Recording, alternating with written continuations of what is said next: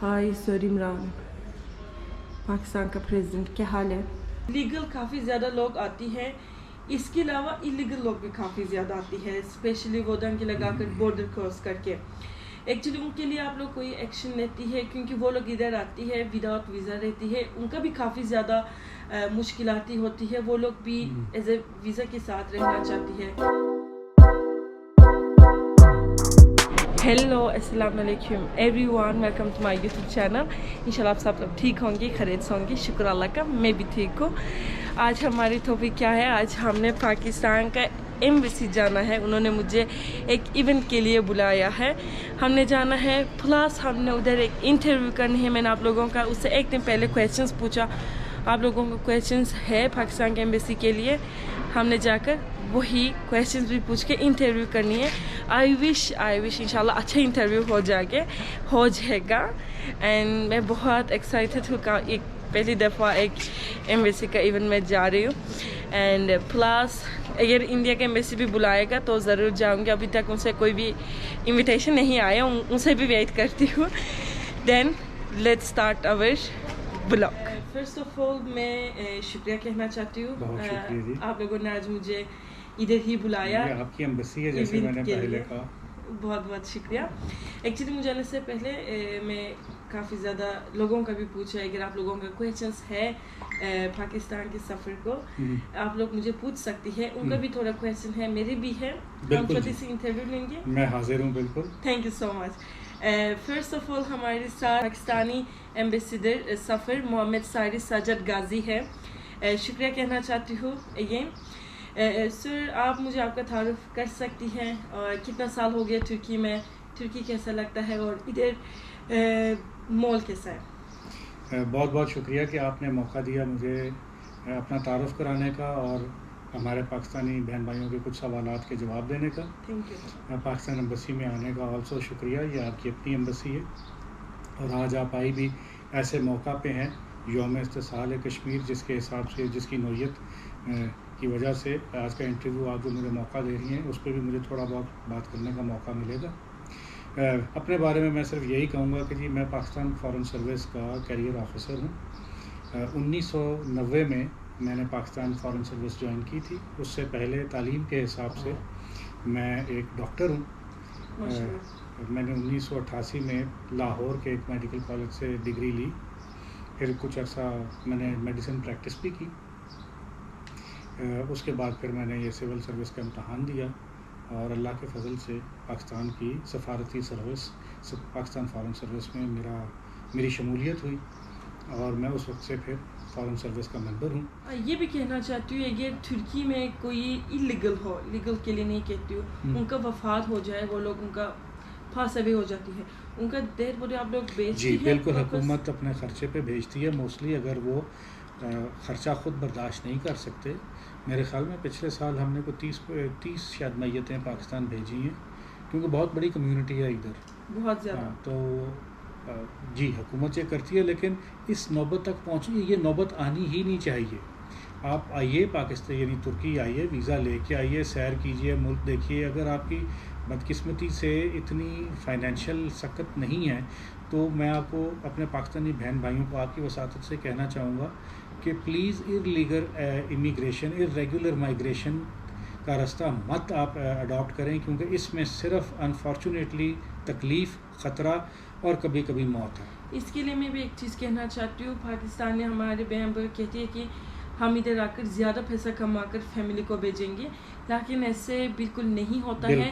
आप लोग इलीगल काम करती है, आप लोगों का हेल्थ इंश्योरेंस नहीं बनती है, आप लोग नॉर्मल तुर्किश लोगों से हाफ सैलरी लेती है, वो भी इवन आप पाकिस्तानी रुपए से कन्वर्ट करेंगे इतना ज़्यादा नहीं बनती है। पाकिस्तान में कितना पैसा बनती है, तुर्की में भी इतना बनती है, प्लस वो लोग रेस्ट का दिन भी नहीं देती है। हाँ बिल्कुल, और उसके अलावा एक और भी चीज़ है कि माशाल्लाह तुर्की ने पिछले 20-22 साल में बड़ी तरक्की की है, लेकिन इस वक्त भी तुर्की में अनएम्प्लॉयमेंट की जो शरह है वो तकरीबन 15% है।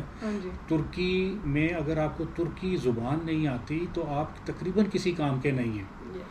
کیونکہ یہاں انگریزی یا کوئی اور زبان نہیں بولی جاتی. آپ صرف ترکی میں ہی اپنا کام کر سکتے ہیں. اگر آپ کو ترکی کی زبان نہیں آئے گی تو اول تو آپ کو یہاں نوکری نہیں ملے گی, اور اگر آپ ملے گی تو جیسے بہن نے کہا کہ وہ آپ کو 1/4 ریٹ پہ ملے گی. اتنی تو آپ پاکستان میں بھی کما سکتے ہیں. تو اگین میرا یعنی دوبارہ اپنے پاکستانی بہن بھائیوں سے یہ ایک میسیج ہے, ان کے لیے ایک درخواست ہے کہ ارریگولر مائیگریشن کا رستہ مت اختیار کیجیے. تھینک یو سو مچ. یہ بھی کہنا چاہتی ہوں ہماری ماشاءاللہ یہ 2 کنٹری کا کافی زیادہ اچھا تعلق ہے. ایون پاکستان ترکی کچھ ریکویسٹ کرتی ہے, پاکستان اسی ٹائم کرتی ہے, پاکستان کچھ کہتی ہے, ترکی اسی ٹائم وہ ریکویسٹ ایکسیپٹ کرتی ہے. لیکن ہم یہ دونوں کنٹری کا تجارت کافی زیادہ لیس ہے. ہم یہ تجارت کیسے کر سکتی ہے کہ کیونکہ اتنا زیادہ پاکستانی لوگ ادھر تجارت کرنا چاہتی ہے, لیکن شاید بہت زیادہ ریسٹرکشنز بھی ہے. یہ تجارت کیسے ہو سکتے یہ دونوں کنٹری کے بیچ میں؟ اس میں تجارت کے معاملے میں جو سینئر پارٹنر اگر اس ریلیشن شپ کو کہا جائے تو وہ ترکی ہے, کیونکہ ترکی ماشاءاللہ پاکستان کی نسبت متمول ہے زیادہ. تو ہمیں توقع اور امید یہ ہے کہ ترکی اپنے جو ان کے ریسٹرکشنز ہیں, ترکی میں اصل میں ہمارے پاکستانی تاجروں کا تاثر یہ ہے کہ ترکی میں ریسٹرکشنز بہت زیادہ ہیں. ہاں جی. تھوڑا اگر ترکی حکومت اپنے تجارتی ریسٹرکشنز کو, ٹیرفس, یہ جو ڈیوٹیاں وغیرہ کو دوبارہ دیکھے تو تجارت بڑھنے کا بڑا امکان ہے. دونوں ممالک ابھی لگے ہوئے ہیں. ہمیں ایک اسٹڈی, ہماری منسٹری آف کامرس اینڈ ترک منسٹری آف کامرس, انہوں نے ایک اسٹڈی کمپلیٹ کی ہے, آخری مرحلوں میں ہے کہ کچھ ایسے آئٹمز ہم آئیڈینٹیفائی کر سکیں کہ جو ٹریڈیشنل نہیں ہے, روایتی آئٹم نہیں ہے. پاکستان کا روایتی آئٹم ٹیکسٹائل, ڈینم, یارن, اس طرح کی چیزیں ہیں. ترک کا تو روایتی آئٹم جو ہماری طرف جا سکتا ہے وہ آٹومیٹو پارٹس اور اس طرح کی چیزیں ہیں.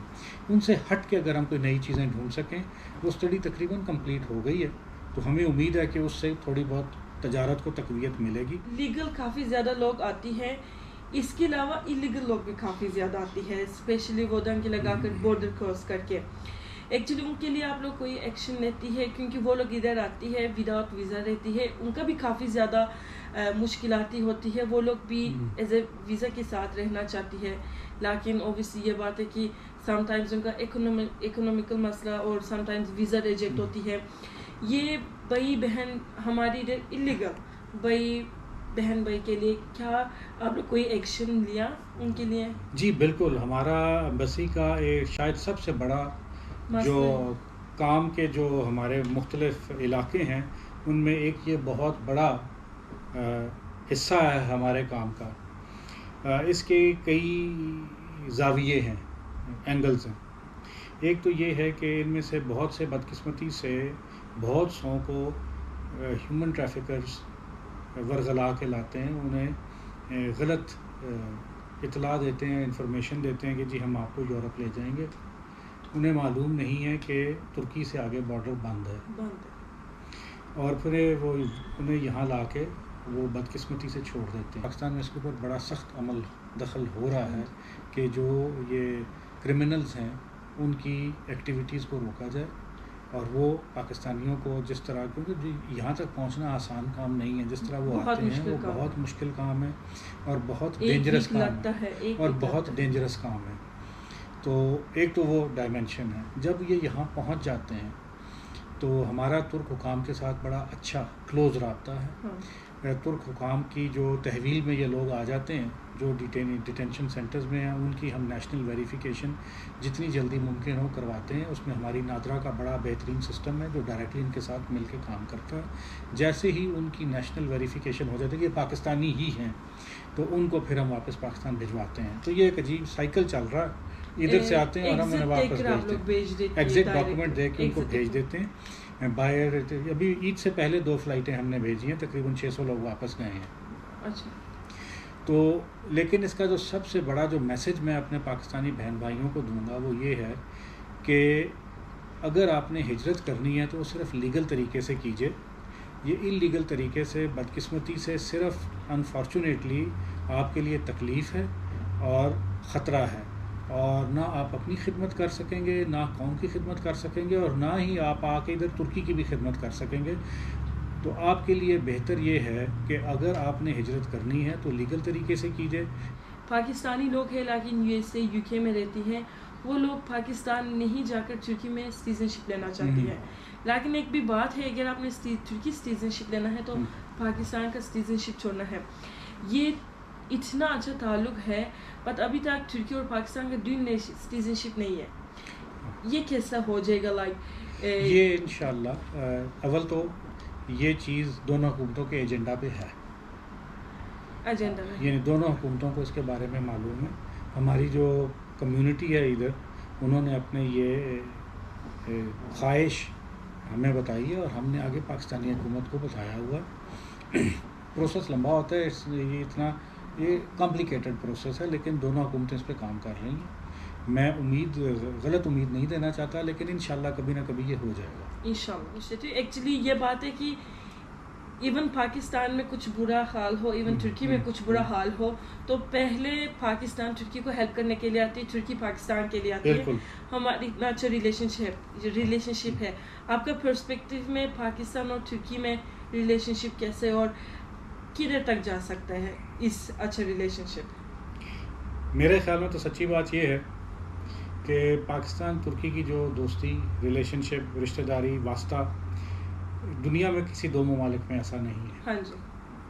کچھ ممالک کے ساتھ, جیسے ہمیں معلوم ہے کہ ترکی آذربائیجان کے بہت ہی اچھے ریلیشنز ہیں, لیکن وہ ایک تو جغرافیائی ان کی تقریباً مماثلت ہے, اور زبان سیم ہے, لوگ سیم ہیں. ہاں جی.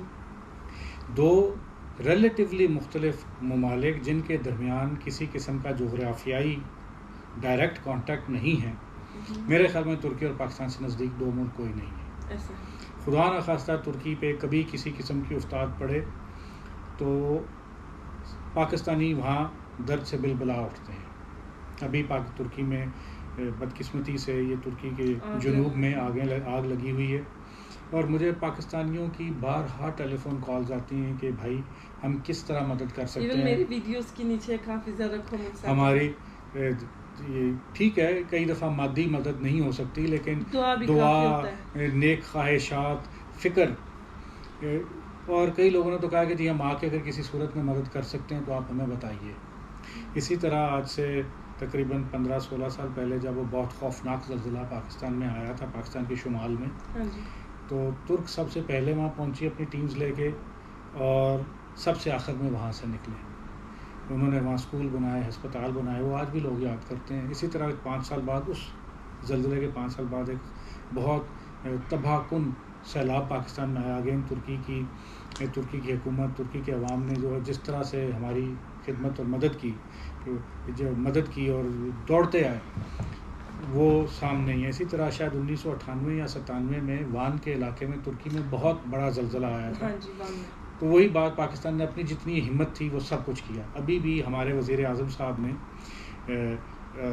بہت کلیئرلی کہا ہے کہ اگر ہم کسی طریقے سے اپنے ترک بہن بھائیوں کی مدد کر سکتے ہیں ان آگوں کی مقابلے کے لیے تو ہم حاضر ہیں.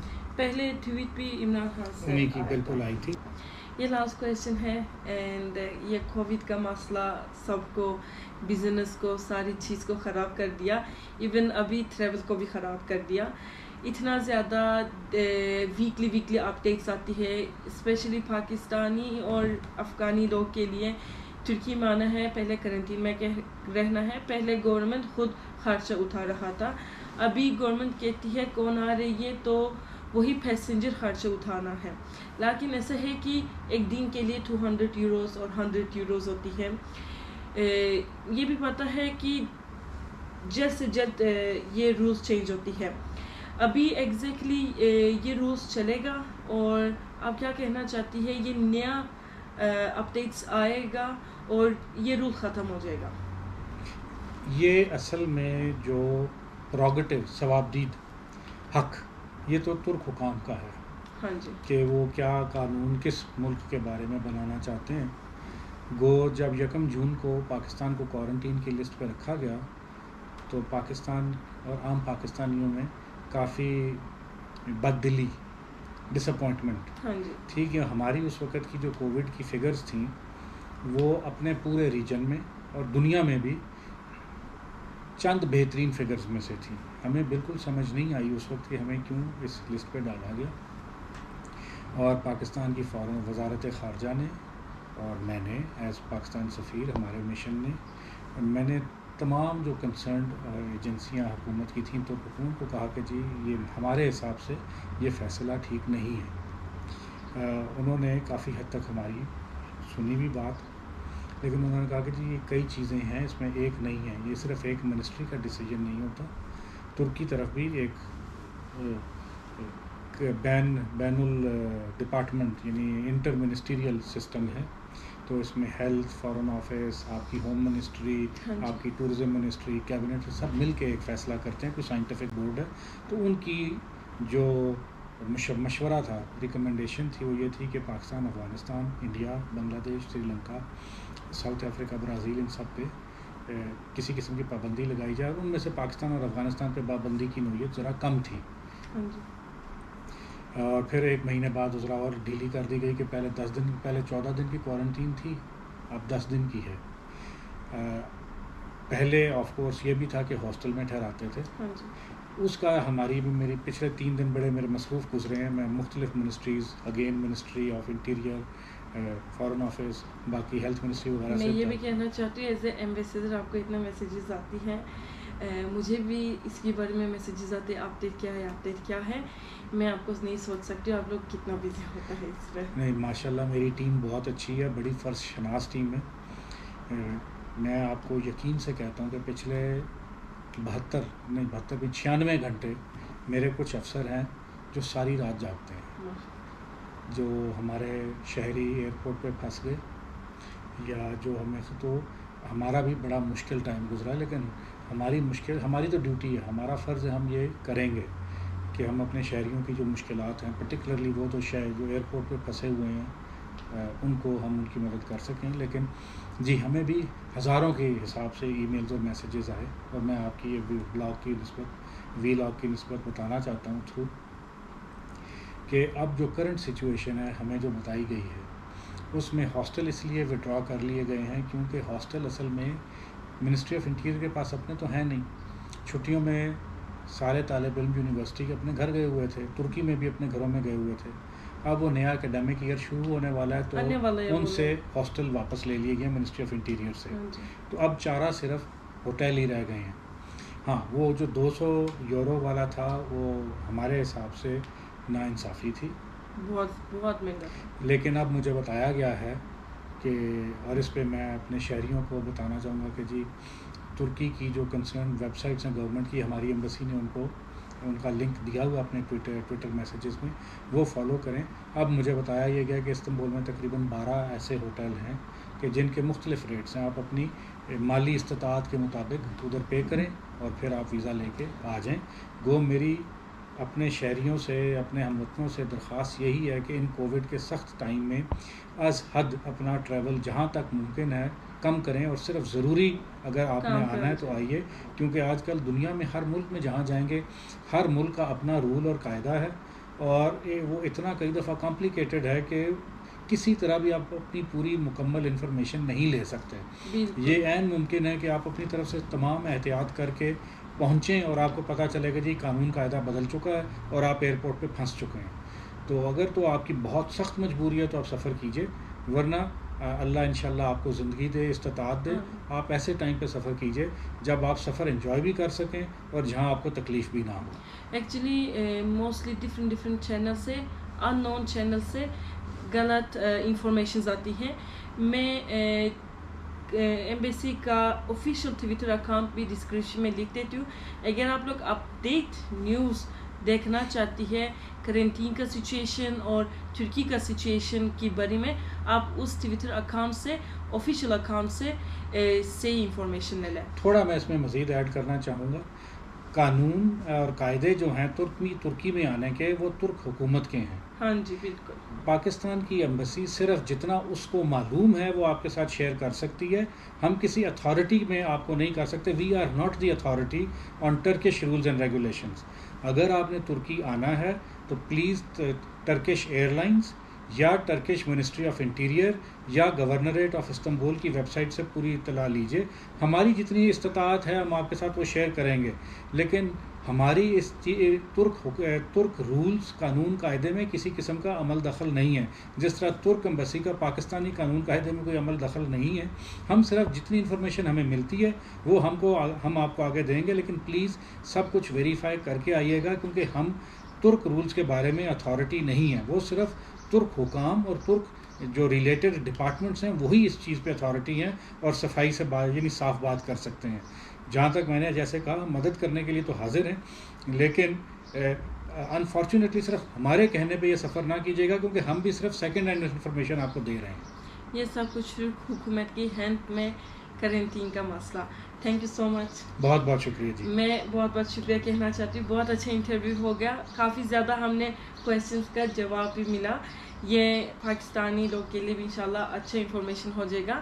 تھینک یو سو مچ. بہت بہت شکریہ جی. آپ لوگ آپ کا خیال رکھنا. ابھی یہ ایمبیسی کا اندر ہے. میں ساری جگہ آپ کو نہیں دکھا سکتی ہوں، بس انٹری دکھا سکتی ہوں کیونکہ دوسرا اندر جانا اجازت نہیں ہے. ایسے اب اندر آتی ہے، ایسے ساری جگہ آپ کو پہلے اس دیوار سے سٹارٹ کریں گی، پکچرز نظر آتی ہے.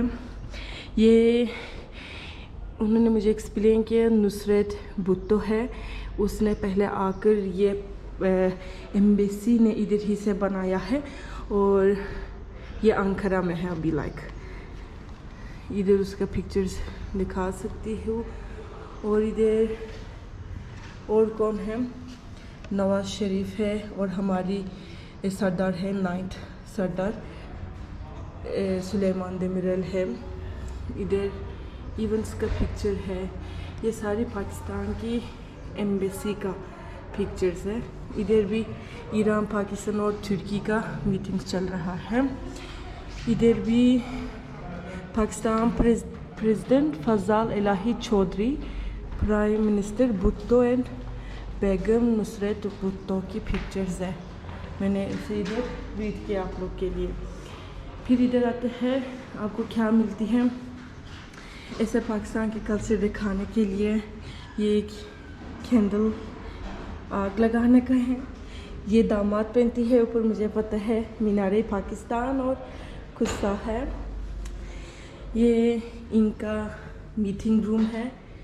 اچھا ایسا لگتا ہے یہ میری گھر ہے، میں آرام سے آ گئی ادھر. Actually every year Pakistani embassy یہ کرتا ہے، ترکی اسٹوڈنٹس نے ایوری ایئر پاکستان کی بارے میں پکچرز بنا رہی ہے. لائک فار ایگزامپل یہ مینار پاکستان ہے، یہ ولیج لائف ہے، یہ بادشاہ مسجد ہے. پھر کون سے اسٹوڈنٹ جیت کہتے ہیں نا، پاکستانی ایمبیسی ان کو سونا دیتی ہے 1, 2 اور 3 کو. اینڈ ادھر آئیں گی، ادھر بھی آپ کو پاکستان کا کلچر کا چیزیں ملے گا. ہائی سر عمران، پاکستان کا پریزیڈنٹ، کیا حال ہے؟ اچھا میں نے ابھی آپ کو یہ دکھانا ہے. ایکچولی ایمبیسی سے مجھے ایک پاکستانی فلیگ کا بیگ ملا. ادھر بکس ہیں، journey of friendship and brotherhood. ادھر اتنا زیادہ اس سے ہے لائک ہسٹوریکل چیزیں لکھا ہے. ایسے بادشاہ کے بارے میں انفارمیشنس ہے، لائک یہ کہ اوتھمن امپائر کا بادشاہ ہے. پلس ہم کو کیا ملا، لیٹس لرن پاکستان، پاکستان تھنیالم ان ترکش لینگویج انہوں نے لکھا ہے. ادھر پاکستان کی ساری ہسٹوریکل ایریا لائک بالا حصار ہیل. اور کیا ملے گا، پاکستان کی پورا ایریا کا لال شاہ پس کیلنڈر انہوں نے ایک بکلیٹ لگایا. اگر آپ لوگ پاکستان جانا چاہتی ہے اس ایریا پہ جا کر وزٹ کر سکتی ہے. لائک اس کو دیکھو، دودی پتسار لیک ایک پاکستان کی بکلیٹ ہے. ادھر chief of army staff of Pakistan visits Turkey. یہ پاکستان ایمبیسی کا میگزین ہے. اور ہم کو کیا ملا، celebrating Pakistan Turkey brotherhood through annals of history. یہ بھی ہسٹری بک انہوں نے ہم کو، بٹ یہ ساری I think so English Turkish language میں انہوں نے ہم کو گفٹ کیا ہے. Thank you so much, Pakistan Embassy.